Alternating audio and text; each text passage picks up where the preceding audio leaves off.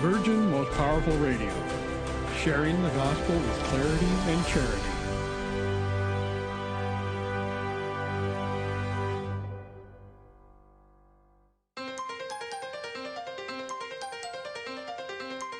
And now, Virgin Most Powerful Radio is pleased to present Hands-On Apologetics with renowned Catholic author and apologist, Gary Michuta.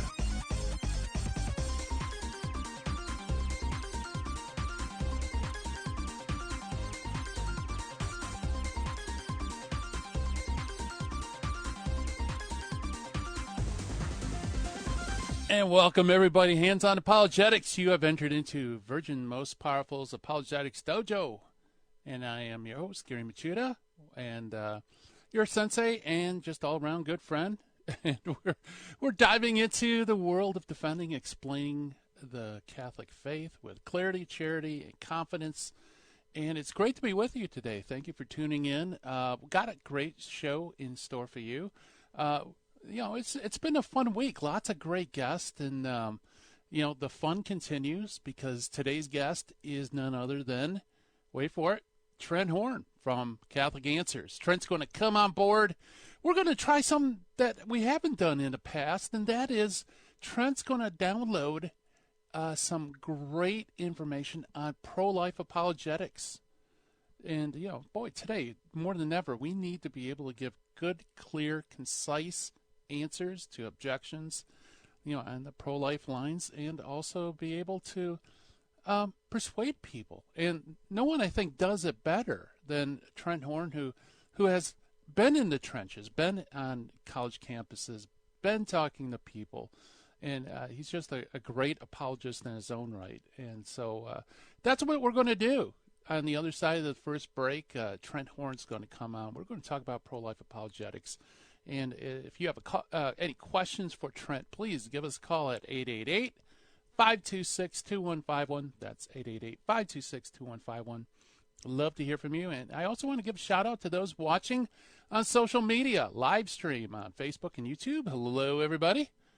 Pauline, thank you very much for the emoji explosion. I appreciate it.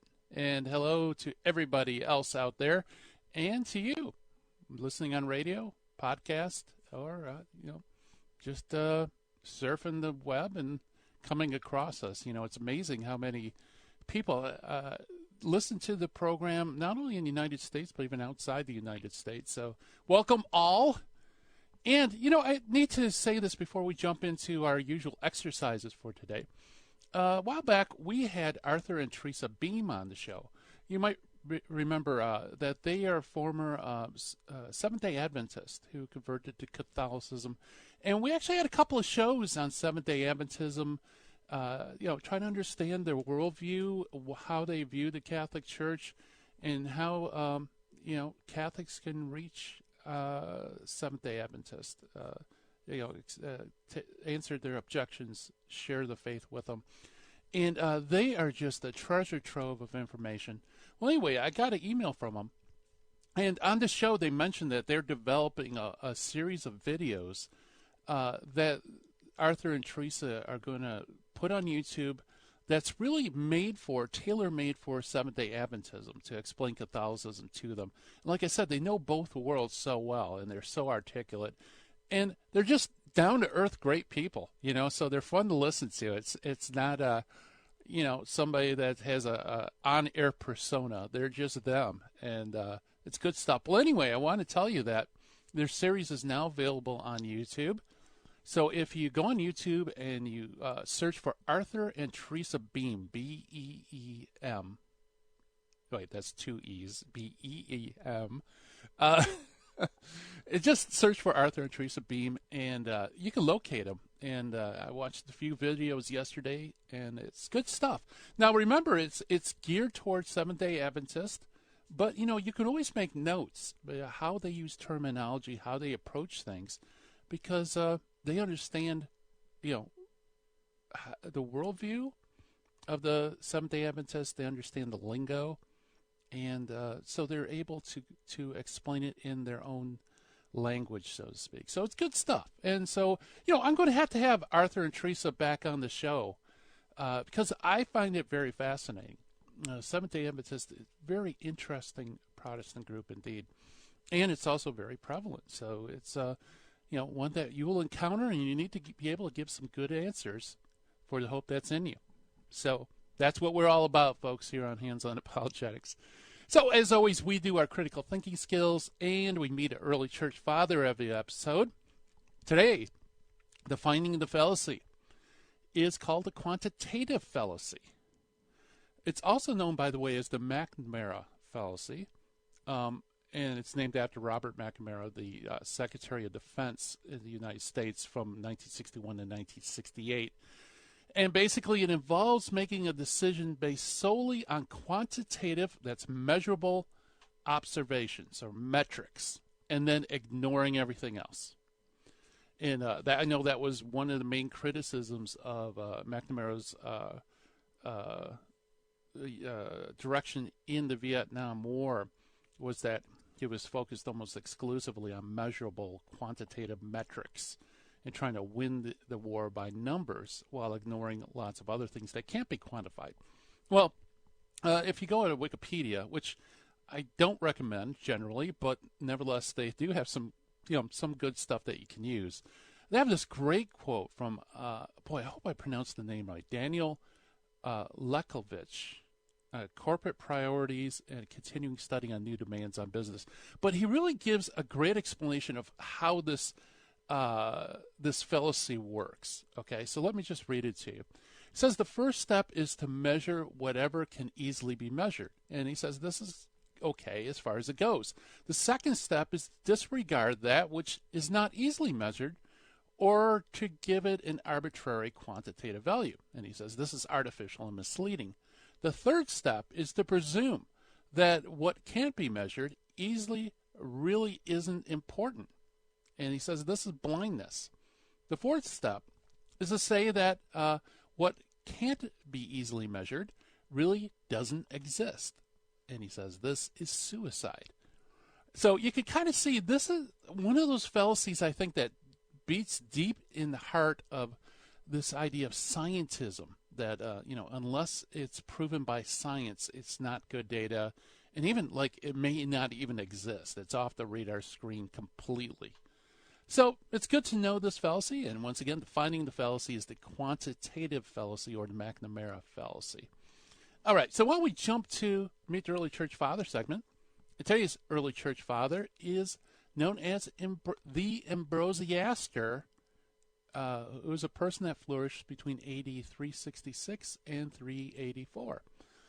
Okay, so now this is an interesting early church father because we're not really sure who he is. Okay, basically it's this. There was a commentaries on the 13 epistles of Paul, and notice that it didn't include Hebrews, that was commonly included among the writings of St. Ambrose. Okay, so it was part of the tradition of St. Ambrose's work. Well, it was Erasmus of Rotterdam who noticed that, this doesn't read like Ambrose. In fact, it probably isn't Ambrose, even though it's usually included with Ambrose's works. So Erasmus gives the name of this unknown author Ambrosiaster, which basically is pseudo-Ambrose. Okay, so we have Ambrosiaster, which is not even a name, it's just pseudo-Ambrose. Okay, so what do we know about this work? Well, the work originated in Rome around the time of Pope Damasus I, who reigned between AD 366 384. You might recall Pope Damasus is the one who commissioned St. Jerome to make a fresh translation of the Bible into Latin known as the Vulgate, which later became the official translation of the Catholic Church. So anyway, it originated right around this time, and it can be dated, really, we can't be more specific about it. Part of the manuscript tradition, like I said, attributes the commentary Romans. Not only was it in the name of Ambrose, but it's also attributed to, interesting enough, a Hilary. Now, it's presumed perhaps that this could be Hilary of Poitiers, which, if you recall, a few shows ago, we did this great doctor of the church, Hilary of Poitiers. But scholars aren't so sure that's the correct Hillary. Attempts have been made to identify Ambrosiaster with a deacon named Hillary who was part of a sect known as the Luciferian. Now, let me tell you, Luciferian, when I talk about this is not a demonic cult. Okay, that's the modern Luciferians. This is actually a group of heretics that followed a person named Lucifer in the 4th century. They were actually very, very orthodox. In fact, they're quite rigorous Catholics. So it could be this deacon named Hillary. Hillary, and or it's also possible that it could be from a person that we know about who is a Jewish person named Isaac. Okay, Isaac the Jew. What we know about this person named Isaac was that he grew up Jewish. He converted to Christianity, and eventually he left. Okay, so he returned back to Judaism, and before he left, he made all sorts of slanderous accusations against Pope Damasus. Now, you ask yourself, well, how come it's not, why is it Hillary instead of Isaac? Well, some scholars believe that perhaps it's because the Jewish name Isaac means laughter. And in Latin, it would be gaudentius, laughter or joy. So they think that, Hillary might be like a Latinized version of his baptismal name. So, that's a possibility who Ambrosiaster is. We're not really sure. There's also another work in Augustine that's not part of his authentic works called 127 Questions on the Old and New Testaments. This also is probably the work of this Ambrosiaster, whoever he is. So that's our Meet the Early Church Father today, Ambrosiaster. Coming up on the other side of the break, we're going to talk with Master Apologist Trent Horn about pro-life apologetics. You don't want to miss it. Stay tuned. We'll be right back.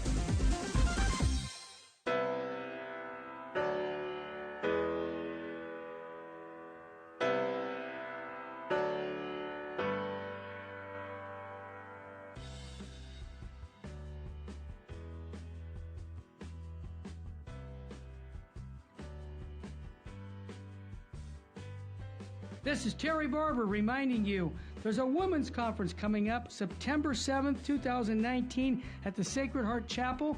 Mary Danielle Barber will be speaking along with Barbara Nicolosi. They're going to be talking about true femininity, be who you are. This is going to be for your daughters, your mothers. Every woman should be at this conference. And the way to do it is go to virginmostpowerfulradio.org or call 877-526-2151.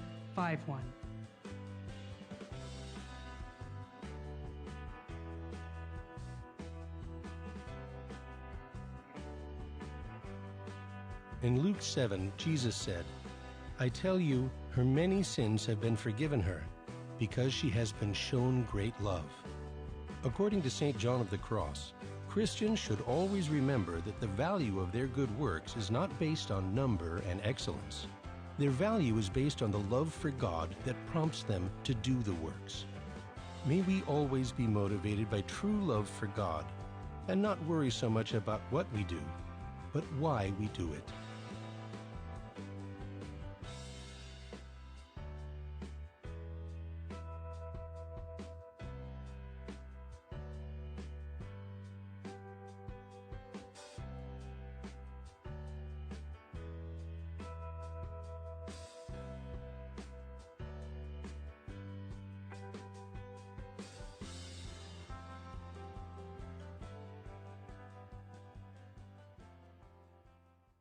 Buying or selling your home or your business property? This is Terry Barber. Real Estate for Life underwrites the Terry and Jesse Show. And they can connect you to one of 900 pro-life real estate agents around the world. And when they receive their referral fee, they will give 80% of it to a pro-life organization. Wow! That's 80%!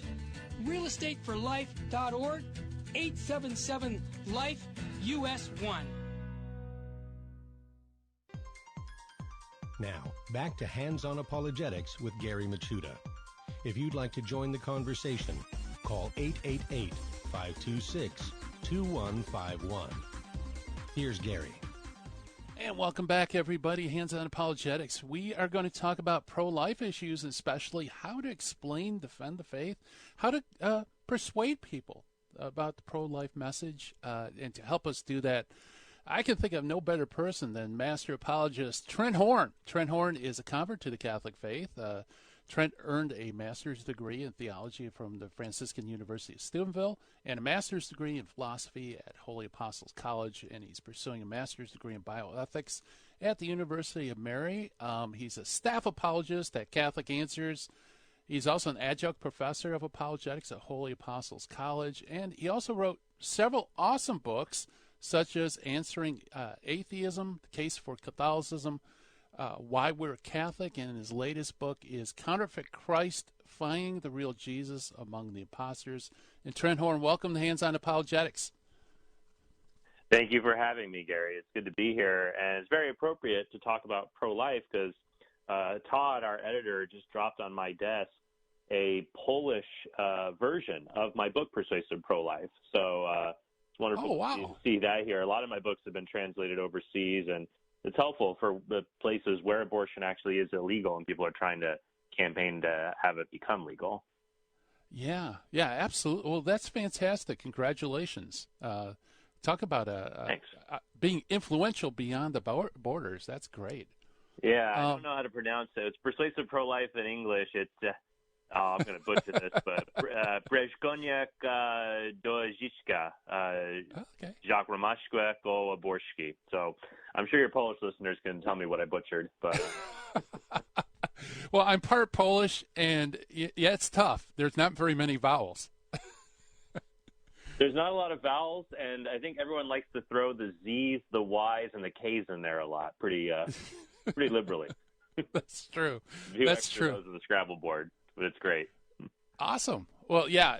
In fact, yeah, we'll definitely have to mention that book again at the end of the program. But I mean, as I mentioned in the intro, I don't know if a lot of people we're familiar with you from Catholic Answers, but you know, before you got into the staff, you did a lot of pro-life work, didn't you? I did. I traveled the country with a pro-life organization called Justice for All, and I did that shortly after college, and I would go to university campuses. We set up exhibits, photo exhibits of pictures of the unborn before and after abortion, and so I set those up, and we would dialogue with students, and I got a lot of practice doing that, and that's kind of really where I got my teeth cut on the art of dialogue and apologetics. I talked about abortion, but I also talked about atheism and Christianity with college students. So I did a lot of apologetic practice just right there on university campuses, really in the trenches, talking to people. So it's, you know, the real deal here. A lot of people can study apologetics and you just read books and that's all you do. But until you get out there and you actually talk to people, you don't get a good feel for what it's really like. Yeah, field work is so important, you know. Now, when you were doing that, was it were you doing formal talks or was this just one-on-one conversations?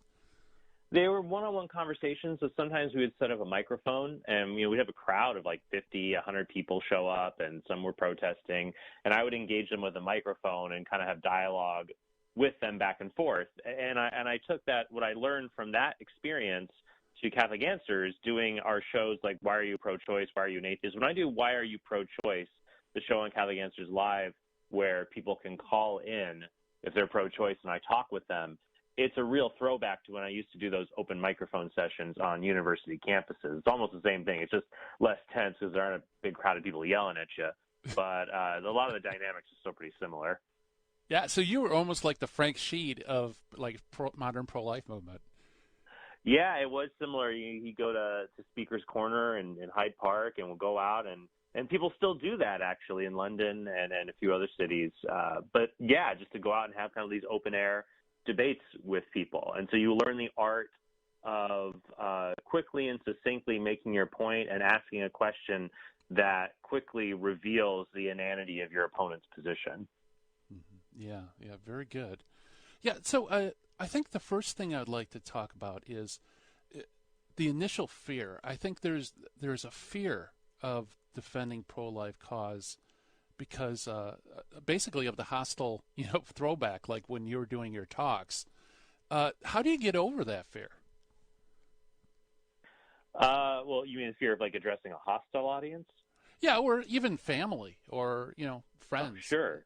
Well, I think that the way you get over it is that when you know the material well, then you're more at ease with sharing it. But the only way to get over it is just to do it. There's really no other way. I mean, I was a lot more nervous the first time I did dialogues or first time I did a public debate. But the more and more you do it, the easier it becomes to share. But a lot of it's familiarity. When you're familiar with not just your position, but other people's position, you almost know what they're going to say before they say it. And so you can be aware of that, and then you can guide the conversation gently to where you want it to go to lead that person to the truth. Right. Yeah. Very good. Yeah. So, where do we start? What should we know? What basic objections will we encounter? Well, when it comes to the issue of abortion, I find what's most important is not necessarily teaching pro-lifers how to answer every single objection, but rather to give them a framework to know where they need to go when the objections rise. And the most important thing a pro-life advocate can remember is this: they must always bring the conversation back to a single question. And that question is, what are the unborn? What are they? If they're not human beings, abortion doesn't really matter. But if the unborn are human beings, then nothing can justify abortion any more than you could justify killing a toddler because they're, live in an impoverished or difficult situation. And so that's the key there, is to gently always get it back to that question, to force the other person to answer it. What are the unborn and how are you treating them? And so I give people various tips and strategies for how to get the conversation there. I use a strategy called trot out a toddler, which I can explain more a little bit later, that basically just gets us away from the reasons to justify abortion that have nothing to do with what the unborn are, like choice or privacy or overpopulation. Instead, gets us to focus on that main critical issue of what the unborn are, and then the conversation can be much more fruitful. Yeah. Yeah. So you don't actually, that helps a lot because you don't have to worry about, well, what if they, appeal to overpopulation, or what if they appeal to something like that? At least you can guide them down a path that you're prepared to talk about. That's right. And so the path, it basically goes like this. If someone gives an argument for abortion that has nothing to do with what the unborn are, you could say, does this argument tell me what the unborn are? No, like overpopulation, it doesn't do that. There's a 4-step pattern I teach people. It's called Trot Out a Toddler. It was named by my friend and mentor, Scott Klusendorf. And it basically has 4 steps: agree, apply, ask why, and awe. So you first just agree, the situation you raise has difficulties, whether it's the impoverished family or there's a lot of people in the world, there's overpopulation. But then you apply it. You just apply it to a 2-year-old and say, well, could we kill a 2-year-old because the world's overpopulated? Could we kill a 2-year-old because his parents are poor? And people will say, well, no, you can't do that. You say, well, why not? So agree, apply, ask why. Well, why can't you do that? Because a 2-year-old's a human being. You can't kill people. And the last step is okay. So that's the issue. It's not really about overpopulation, because we agree you can't kill a born person for this reason. If the unborn are just as human as a 2-year-old, you can't treat them the same way. Now, this isn't the whole pro-life argument. It just gets us back to the one question, what are the unborn? Because people will say, well, they're not like 2-year-olds. Okay, good. That's what I want to talk about. I don't want to talk about overpopulation. I want to talk about what the unborn are. And that's the key to move the conversation. Yeah, very good. Yeah, so there's a direction we need to take them into. And what's your experience doing that? Is it pretty easy to take them down that series of steps, or do people realize that you're leading them to a corner and they fight you on it? Well, most people they'll say things like, on the radio, they'll say things like, okay, I see where you're going. And I'll say, well, where am I going? Because I want them to spell it out for me. Or they'll become repetitive. They'll go from overpopulation to the right to choose, to back alley abortion, to rape. And the process repeats itself over and over again, but just with different reasons applied to the killing of a 2-year-old, because they don't want to talk about what the unborn are. So it can be a bit frustrating, but you have to keep always guiding people back to the question that they don't want to answer. Yeah. Yeah, that's good. Yeah, because like you said, it really does come down to that. What is the value of human life, and whether or not you could legitimately take the life of an innocent and helpless person, right? I mean, that's the ultimate goal. Right, and then that's the key here, that if the unborn are just as innocent and helpless and deserving of basic rights as a toddler or as you or I, then we have a moral duty to protect them just as we would protect anybody else. And then the conversation moves on to when people say, well, they're not like 2-year-olds, they're not like you or I. That's true. That's true. The unborn are not like us. They are different. But the key here is to show that the difference between us and the unborn is morally irrelevant. There are differences, but the differences are as morally trivial as the differences between people's race, their skin color, sexual or sex, whatever it may be. Yeah. So, because someone could say, well, physically, a toddler is different than an unborn baby. Unborn baby is, that's well, they probably wouldn't even say baby, but they would say, that's a product of usually fetus or embryo. Yeah, it's part of the female anatomy, and a toddler is self-sustaining and separate, and you're really comparing apples with oranges. Well, and here, what I would say here is no, it's more like comparing, freshly budding oranges to fully bloomed oranges, or it's more like comparing a sapling to a tree, because you'll hear that one all the time. It's a classic one. An acorn's not an oak tree, and a fetus isn't a person. An egg isn't a chicken. The problem here is that an acorn, if it is fertilized, it is a very, very small oak. Otherwise, it's just a seed. But when an acorn is germinated, I should say, you have the beginnings of an oak tree right there. It's not an oak tree, but it's the very beginnings of it. You have a very immature oak. An egg that's not fertilized is not a chicken, no doubt about that. But I have tried a Philippine treat called balut, B-A-L-U-T, which is a fertilized duck egg. And I will tell you, my friend, that is an actual duck in there. Its crunchiness certainly gives it away. That is a very immature duck that's present. So a fertilized egg is a very small chicken. So the analogy that an acorn isn't an oak is not a fetus isn't a person. It's just an acorn, a germinated acorn or a fertilized chicken egg is not a chicken or an oak tree, in the same way that a fetus is not an adult. And that is completely true. That is true. They're all organisms in very immature stages of life, but they're still that kind of organism. So our goal is to show, one, the unborn is a human organism, not a part of the mother's body. It's alive, it's growing, it has human DNA, it's different from the mother's DNA, and it's a whole organism developing. That's science. Then after science, we do philosophy to show, yeah, there's these differences. The unborn are dependent. They're smaller. But those differences, as I said before, are morally trivial. They don't justify killing the unborn. Very good. We're chatting with master apologist Trent Horn about pro-life apologetics. More to come on the other side of the break. You're listening to Hands On Apologetics. Stay tuned.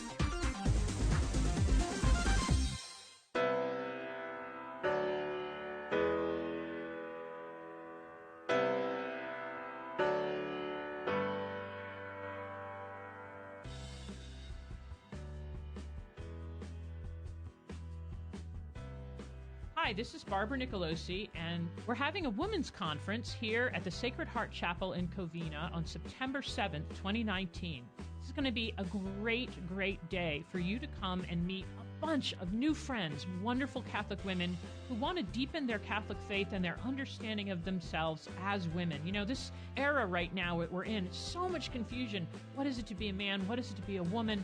You know, the Catholic Church has a lot to say about this, and we're going to hear about them. We're going to hear about John Paul II's letter on women that he wrote from Mary Danielle Barber is going to talk about that. She's going to talk about Mary as a model for all of us. It's a topic that we can never reflect on too much. I'm going to talk about Teresa of Avila and the interior castle and how mystical marriage is what all of us should be called to, or are called to as Catholics in our prayer lives, and especially as women in the church. Aileen Blakowski is going to talk about motherhood and homeschooling.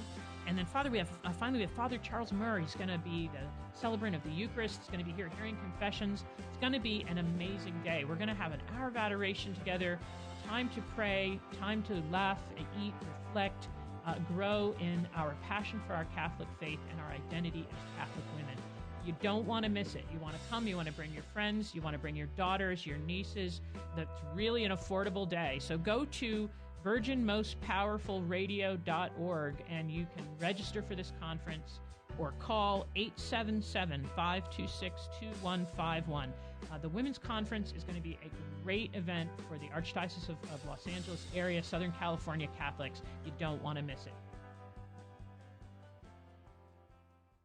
Buying or selling your home or your business property? This is Terry Barber. Real Estate for Life underwrites the Terry and Jesse Show. And they can connect you to one of 900 pro-life real estate agents around the world. And when they receive their referral fee, they will give 80% of it to a pro-life organization. Wow! That's 80%! realestateforlife.org, 877-LIFE-US1. This is Jesse Romero. You're listening to Hands-On Apologetics with Gary Machuda on Virgin Most Powerful Radio. And welcome back, everybody. We're chatting with Trent Horn about pro-life apologetics. And Trent, right before the break, you were showing us that, we should be directing our conversation ultimately down to the question of the unborn baby. Is it human or not? What is it? And you actually brought up one way in which they try to skirt the humanity issue by comparing the oak. Boy, now I'm coming up blank, but C to right, an egg to a chicken, and so on and so forth. Are there any other ways that they try to slip out of that knot? Well, there's slogans that are thrown out there, things like, well, this is just a clump of cells. And I would say that could also describe you or me. And say, well, no, it's a clump of cells that can't think or feel. Okay, now we're getting to concrete differences here. Or before I get to the differences, let me just dispatch some of these other slogans. Another common one is, well, it's not human, it's an embryo or fetus. When someone says that, I challenge them to say, well, define a fetus or embryo. What do those words mean? What are you talking about? What are these things? Because when you look them up in a dictionary definition, it says for human beings, an embryo is a human being from conception until the 7th week of life, and a fetus is a human being from the 8th week of life until birth. The biological case of the unborn are just small members of the human species is virtually unassailable. Intelligent people on the pro-choice side, philosophers like Peter Singer or David Boonin, will easily concede this is, of course, a biological human being like you or I. What they and many others will object to, they'll say, well, it's not a person, not a full human who deserves the same rights that you and I have.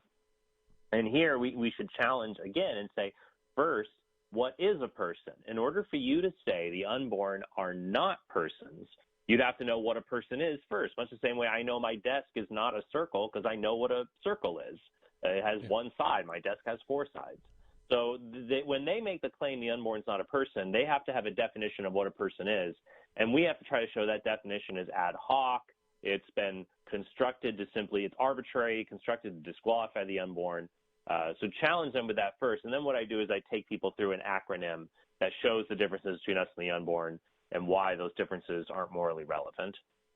Okay.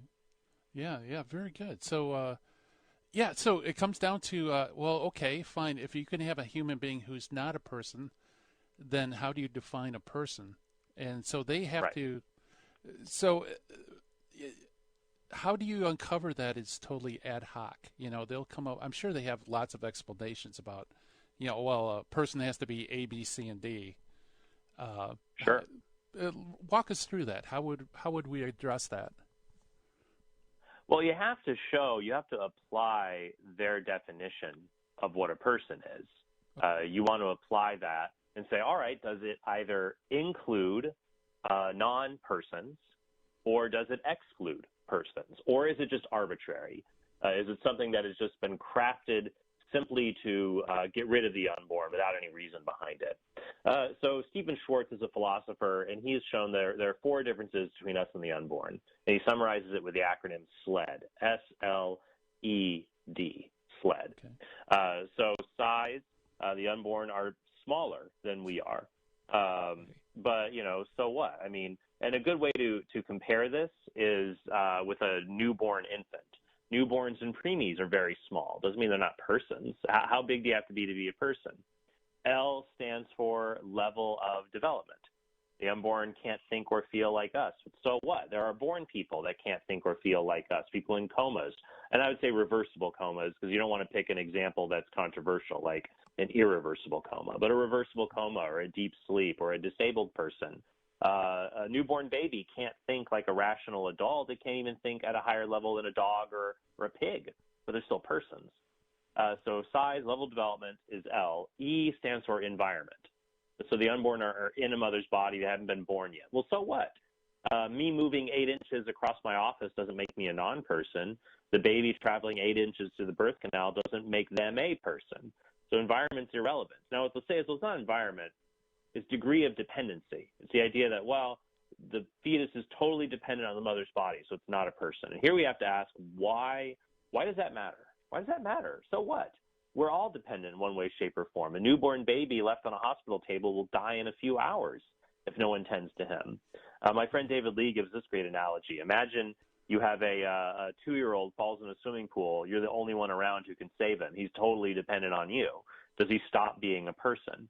And the answer is no. Our dependency does not change our fundamental identity or our value. So when you look at those 4 differences, size, level of development, environment, degree of dependency, SLED, the differences are real, but they don't justify treating the unborn in a way we would never treat a toddler, for example.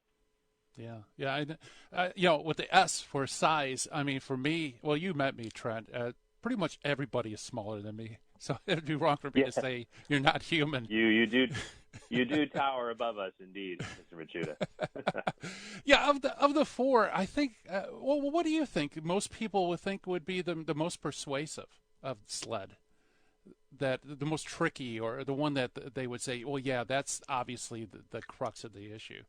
Would it be dependency? I think dependency is a really big one for people, and part of the reason for that, and this might bleed over into our next segment here, but we can still go with it, okay, is that people have this idea, they have this muddled thinking. Well, first, dependency is the biggest difference between us and the unborn, and if it's just dependency itself, we should show that's just completely arbitrary. People will say things like, well, they're not viable. What do you mean they're not viable? Yeah, the unborn are not viable outside of the womb, but that'd be like, imagine if a Martian took you off planet Earth and put you on Mars, and you would, of course, die because there's not enough oxygen on Mars, and the Martian said, well, that's not really murder because Earthlings aren't viable. Well, that's silly. Earthlings are viable on Earth. You kill us if you take us from Earth to Mars. It's the same with the unborn. If you take them out of the womb before they can survive, you kill them. You place them in a hostile environment. So when people will say these things, they'll just point out the difference. Well, they can't survive on their own. So what? That just shows they need us, and we have a duty to help them.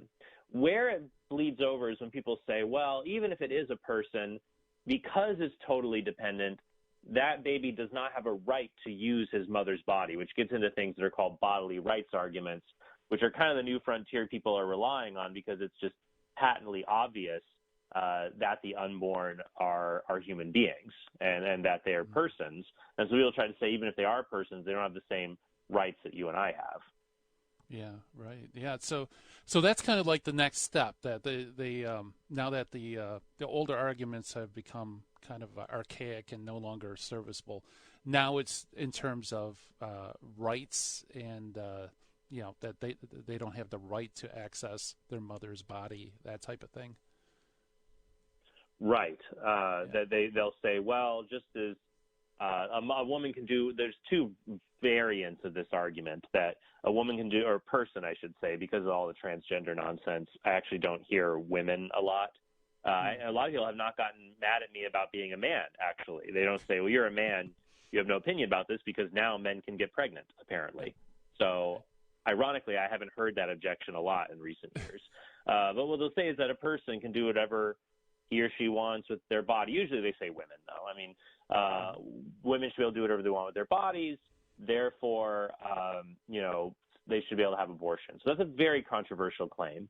That means you have the right to take drugs that directly cause birth defects, and there's nothing morally wrong with that at all. Or you'd have the right to take a healthy baby out of an incubator, put them back into a woman's body, and she could have an abortion, even though the child was alive and healthy outside of the womb 5 minutes ago, which is absurd. So that variant of the argument bad. The other one is the idea that, I don't know if you ever heard of the Thompson violinist argument. No, I haven't. No, you'll get it on college campuses all the time. It's actually a very famous thought experiment. So it goes like this. From Judith Jarvis Thompson, 1971, so before Roe v. Wade, she says, look, even if the fetus is a person, the fetus may not have a right to use a woman's body, for example. And she gives a kind of silly scenario, but it's a philosophical thought experiment. Imagine you wake up one day and you're plugged into a famous unconscious violin player, and you've been kidnapped by the Society of Music Lovers, and your kidneys are being used to keep the violinist alive. And you got to stay plugged into him for 9 months or he'll die. Many people would say, well, it would be great to stay plugged in, but no one should force me to stay plugged in against my will. And then people say, well, if you can unplug from the violinist, why can't a pregnant woman unplug from her unborn child? And so this is an argument by analogy. And arguments by analogy fall apart when the analogy becomes disanalogous. And you say, wait a minute, there's important differences here.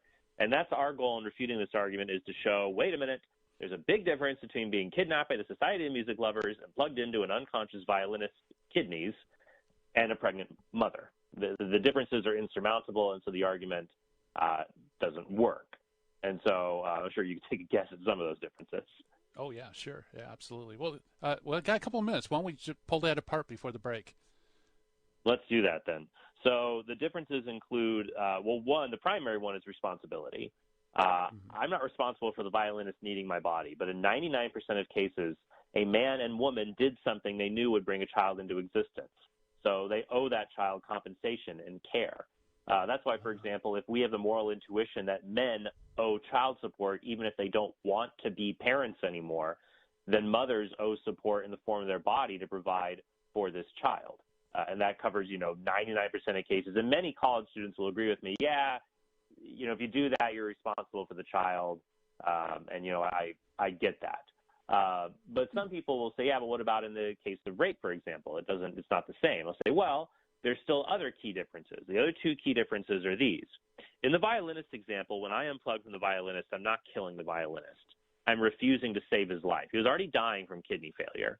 He was sick. He was dying. I'm returning him to that dying state.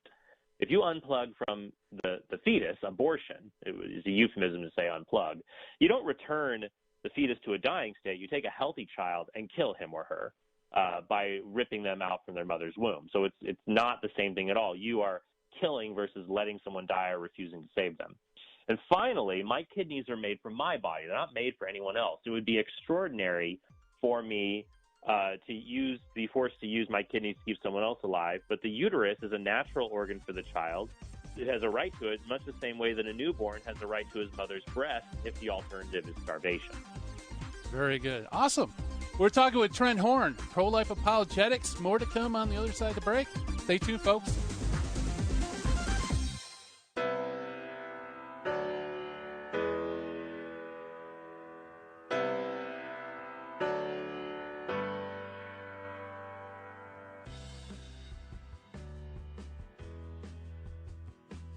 Welcome, Daniel. You're on the line. What's on your mind, brother? Hi, I just wanted to share a testimony about Virgin Most Powerful Radio. I had a buddy at work who, he's a lukewarm Catholic guy, and I wanted him to start listening to the Terry and Jesse show, so I kept telling him to download the app, and he kept putting me off. So one day, I grabbed his phone and I downloaded the app for him. I went on vacation, and I kept telling him to listen to it. He was kind of put me off. I came back from vacation. He comes to my cubicle and he says to me, "Hey, man, I've been listening to Terry and Jesse's show, and it's great." And it's made a big impact in his life. The guy, he's going to weekly adoration a couple times a week. He goes to the Mass in the mornings. Mm-hmm. He's an on-fire Catholic, and he promotes the Terry and Jesse show on the Virgin Most Powerful Radio. Wow. Daniel, what a testimony. And I want to encourage our listeners to get those cards by going to virginmostpowerfulradio.org and do what Daniel's doing. Go out and spread the faith by inviting people to listen to Virgin Most Powerful. Daniel, thanks for your testimony, brother. God love you. You're welcome.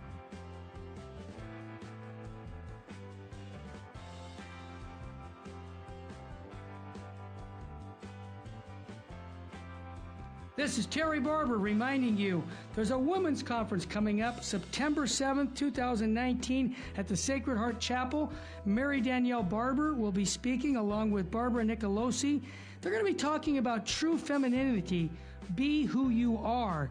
This is going to be for your daughters, your mothers. Every woman should be at this conference. And the way to do it is go to virginmostpowerfulradio.org or call 877-526-2151.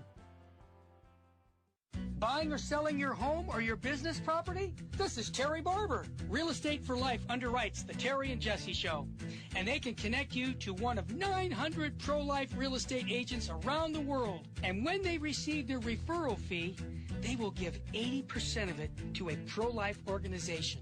Wow, that's 80%. realestateforlife.org, 877-LIFE-US1. Now, back to Hands-On Apologetics with Gary Machuda. If you'd like to join the conversation, call 888-526-2151. Here's Gary. And welcome back to Hands-On Apologetics. We are chatting with Master Apologist Trent Horn. And when I say Master Apologist, I do mean Master Apologist because, Trent, you stuck it. I mean, you got all 3 points in right at the break, so you definitely are a pro. Always trying to manage the clock when it's counting down. You should watch my a Protestant reviewer reviewed my debate with Dan Barker on whether the Christian God exists, and he was quite impressed. I unfurled 5 arguments, and then my opening statement ended exactly at 15 minutes when the timer rang. So always have to be mindful of the clock. Hey, they should have an Apologetics Olympics, and see if you could stick the argument in a certain amount of time. Because you, my friend, would be a gold medalist. Some apologists that would take the gold, and others who would not even get on the podium if you put strict time limits on them. Well, hey, I was reading from our live chat, and what you said actually fits well with what they're doing on the chat room at YouTube, and namely that the pro-death arguments have moved from questions about humanity, because that's pretty much a done deal. The unborn baby is human, to this body rights argument, and you hear that a lot about this fetus doesn't have a right to impose itself on my body, that type of stuff, and ultimately it almost feeds into a kind of contraceptive mentality that as if the marital act is completely separated from life-giving love. And so the points that they were making was, unless we deal with the contraception issue, we really can't solve the abortion issue. First, what's your opinion on that? And does that come up in the field when you're talking about abortion? I'm sorry, you cut out there. Artificial contraception, the separation of love and life. Does that come up in the field? Or? Yes. It certainly does. One thing that I think comes up is people will make a red herring. They'll say, well, if you're against abortion, then why aren't you in favor of promoting contraception? Mm-hmm. And so people will try to divert the argument, say you should be out promoting contraception if you're against abortion. And so what I do in these situations, I say, my goal is not to reduce abortion per se. My goal is to restore the right to life the unborn once possessed. My goal is to make it illegal to directly kill innocent unborn children. That is my goal. And hopefully by restoring their right to life and helping people see it's gravely immoral to kill the unborn, abortions will be reduced because people won't want to engage in this act. So I'll ask people, how does promoting contraception help me achieve that primary goal? And the answer is it doesn't in any way, shape, or form. In fact, as Pope St. John Paul II says in Gospel of Life, it can be antithetical to that goal. It can create a anti-parenting mentality of thinking that the unborn are unwanted, that they're a threat to protect ourselves from, and that if they make their way past contraceptive protective barriers, then that makes it more likely for them to be aborted, actually. And so I was once actually at a university campus, and a guy said, why aren't you passing out condoms? And I said, well, I don't have to. The campus health center passes them out for free. Why would I have to do that? And he said, yeah, but that's on the other side of campus. I don't want to have to walk that far. And I'm like, well, you know what? If this guy can't walk 200 yards to get condoms, why would I consider him responsible enough to help a baby who is conceived through one of his shenanigans? So it's not an answer to the moral problem of abortion. It's a red herring and a distraction. Yeah. So should should that be a focus when we talk to people who aren't pro-life, that to kind of remind them of the connection? It depends. Yeah, I think it's something to bring up, but the problem is that pro-choice people will paint the narrative that pro-lifers want to go into their bedrooms and outlaw their birth control, outlaw certain things they'd like to do in the privacy of the marital bedroom, and paint us as these crusaders and fascist overlords. And we can't afford to feed into that, mentality. I mean, Catholics can reasonably disagree, for example, over the question of whether pure contraceptives, ones that prevent conception, should be legal or not. I mean, even St. Thomas Aquinas made a case for prostitution being legal because outlawing it would lead to greater evils. Now, other people like St. Alphonsus of Liguori disagreed with him, and the church doesn't hold that view today on things like prostitution. But we can have different disagreements about the nature of contraception. I mean, about whether it should be legal or not. We Catholics have to agree that contraception it's intrinsically evil and it's sinful. But when we're talking to people, we have to understand, look, a person, you have to see what are they ready to receive. If you've got someone who doesn't even agree with the wrongness of killing an unborn child, it's going to be a lot further down the line for them to agree that contraception is intrinsically immoral and the other church's teachings on sexuality. They may not be ready to receive that teaching. You can share it with them and help them see that it is reasonable and put that forward. But I think it's better to keep the conversation focused. And once you can get someone on the side of life, what's interesting is Patrick Madrid has an anthology called Surprised by Life about people who became pro-life and then became Catholic shortly thereafter. So I think focusing just on getting them to see the wrongness of abortion can help to turn their worldview enough that they're more predisposed to accept other elements of the Catholic faith. Yeah, that's true. Because, the more truth that you embrace, it kind of sheds light on other issues and, keeps growing. So is right, that but if you give them too much, then they may shut down if you give them too much in one sitting. Yeah, right. Yeah, because and give them a lot easier to kind of wiggle out into other red herrings, and the conversation doesn't go anywhere. Right. So is the body property argument? I don't know if that's the proper term. Is that the main counter argument, or are there other counter arguments? Oh, you mean the argument bodily autonomy? Yeah, that's it. Yes. Yeah, I mean, the basic, there's three kinds of counter-arguments to pro-life positions. Ones that don't talk about what the unborn are, ones that say the unborn are not persons, and ones that say a woman has the right to do what she wants with her body, even if the unborn child is a person. One thing that we didn't discuss is more specific, irrelevant ones. You can use trot at a toddler. It just applies in different ways. So, for example, people talk about back alley abortions. Abortion should be safe. You don't want women to die from abortion, so it should be legal. Once again, you can use a variant to trot at a toddler here. And I would say, yeah, I agree abortion should be safe. I usually tell people I'm fine with abortion if it's as safe for the child as it is for the mother. But that's not abortion. That's childbirth. And then people will say, well, it doesn't work like that. I'm like, well, exactly. That's why it shouldn't be legal. When I was at UC Berkeley, I got a guy really worked up in the audience because they're talking about back alley abortions. And I said, well, here's how the argument from back alley abortion goes. You're saying it ought to be legal for big people to kill little people because otherwise it'll be dangerous for the big people to kill the little people. How does that make sense? And he was just mad I characterized it that way. But that's essentially the argument, and we need to get people to see that. And then once they see the moral flaw in the position, we can say, and look, by the way, it's not true that thousands of women were dying from illegal abortion prior to Roe versus Wade. And in 1972, it was like 39 deaths from illegal abortions and 25 deaths from legal abortions. That illegal abortion deaths were greatly exaggerated as part of a propaganda campaign to legalize abortion. We should say, look, it's tragic when anyone dies from abortion, whether it's a mother or whether it's her child or both. But the answer is not to make it legal for one of these innocent people to kill another innocent person. That's not the answer to the problem.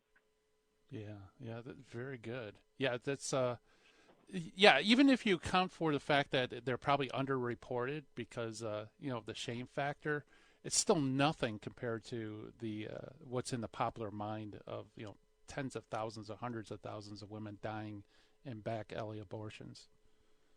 Right. Yeah. I like that. So the analogy you gave is almost like if people are getting injured robbing a bank with knives or something, let's give them guns so it's safer. Or we should make terrorism legal so that the terrorists don't have to resort to suicide tactics. Yeah, exactly. Now I'm wary. I use these analogies with care because some people will say, so you're saying that a woman who's choosing to have an abortion is a terrorist. You have to always be careful with the analogies you use. And my point is, no, just as we don't make it legal so it's safer for born people to commit crimes or harm against other people, we ought not do that in contexts involving the unborn as well. Yeah, very good. Well, see, the problem is coming up with a counter analogy is taking the life of an innocent person is generally outlawed. So no matter what counter analogy you come up with, it's going to be bad, Right, yeah. Like robbing a bank or a terrorist. Yeah, and that's why with what I try to choose is essentially a mother ending the life of her newborn child at home after birth, like the killing of a newborn. I mean, it's the closest analogy we have to abortion. You have a very dependent human being whose parent or someone who helps the parent ends the child's life. Do you think that that's justified? And to show that no analogy is perfect because, pregnancy is unique. There's not really any other cases like that. The closest we can think of might be the case of conjoined twins, people who are born and they're conjoined to a twin. But even that is not really on par with a lot of things involved in pregnancy. So, but I think the analogies are still solid and they hold. Yeah, very good. Well, hey, where can people get a hold of your pro-life stuff and all the other great things that you've written? They can go to shop.catholic.com and also check out my books. They're available on Catholic retailer websites. The book I wrote on pro-life was called Persuasive Pro-Life. So if you want my book, the best book on the subject, the largest treatment I have on this subject would be Persuasive Pro-Life by Trent Horn. Very good. And is there, I know you do the Council of Trent broadcast. Yes. Why don't we talk about that too? Yeah, go to TrentHornPodcast.com and you can see my website there, TrentHornPodcast.com. If you click on the tags, you can see the tag for abortion. I've covered abortion in many episodes, and I actually had a few dialogues with pro-choice individuals, long-form dialogues on the podcast itself. So go to TrentHornPodcast.com, click the abortion filter tags to see the posts are tagged with different things, and you can find some of those, and those may be very edifying. Awesome. Yeah, great stuff. Thank you so much, Trent, for coming on the show. Of course, anytime, Gary. All right. Trent Horn, ladies and gentlemen. Pick up his book. Visit his website. Trent's got everything that Trent writes in Apologetics is gold, so I highly recommend everything he's written. But it's such a useful book to have for, answering those tough questions about, pro-life, pro-choice. How do we answer it? So anyway, coming up tomorrow, we have Master Apologist William Albrecht, and also a kind of different pro-life issue of the Immaculate Conception of Mary. That's going to be a lot of fun. And, boy, this is the fastest hour in Catholic Talk Radio, I swear. It's already time for us to shut down the Midwest Command Center and turn off the dojo lights. And, it's been great that you came and joined. Thank you for listening to the program. Coming up next, High Impact Catholic Talk with the Terry and Jesse Show. Thank you so much for listening, and God willing, we'll talk again tomorrow. In the 1990s, I lived and worked in Hollywood. But when my wife Betty's mom took ill, we relocated to Orange County. And it was during this time in our lives that I converted to Catholicism. Once my eyes were opened to the truth, I couldn't learn enough about the faith. But I had less free time than ever, especially with a long commute. That's when I discovered the real value of Catholic audio. Listening to cassette tapes transformed my daily commute into a miniature retreat. And that's the beauty of Virgin Most Powerful Radio today. Since the podcasts are archived, you can listen anytime on our smartphone app. I know how listening to Catholic audio can bring you closer to Christ and His Church. So I encourage you to visit the App Store or go to vmpr.org and download the app today. It just might change your life. I'm Matthew Arnold for Virgin Most Powerful Radio.